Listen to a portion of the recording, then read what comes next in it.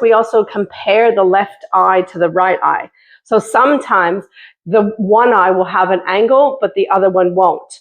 So sometimes you can have an eye that is level, and then the other eye can have a slight, so it's not, everything doesn't happen symmetrically, right? So if you look at the face, and that's why when we're looking at the face, we are comparing the left and the right sides.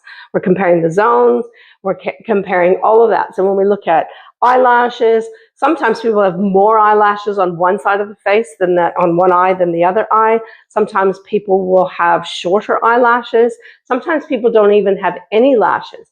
That's very interesting, because eyelashes, aside from the gateway, like the door or the fence to your house, and because what's happening with that, if you don't have any eyelashes, it's kind of telling you that finding boundaries or being able to stick up for your boundaries can be very, very challenging.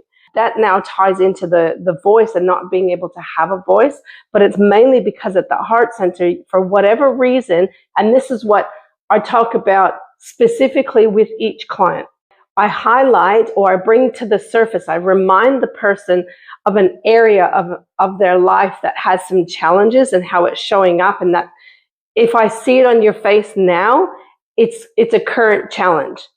How long the issue has been on your face tells us the length of the challenge. So sometimes people have something that's been with them their whole lives. And if that's the case, then we also start seeing the issues in the tissues. It will show up in the body as well. And so when we're looking at that, then we can also get more specific. So when I see something or I talk about something with a client, I then ask them, tell me more about that. I notice your eyes are saying this. Tell me more about that. What's occurred in your life, or whatever the case is. It's all specific to the client. So the generalizations, we talk about the color, we talk about the size, we talk about the set, we talk about the angulation.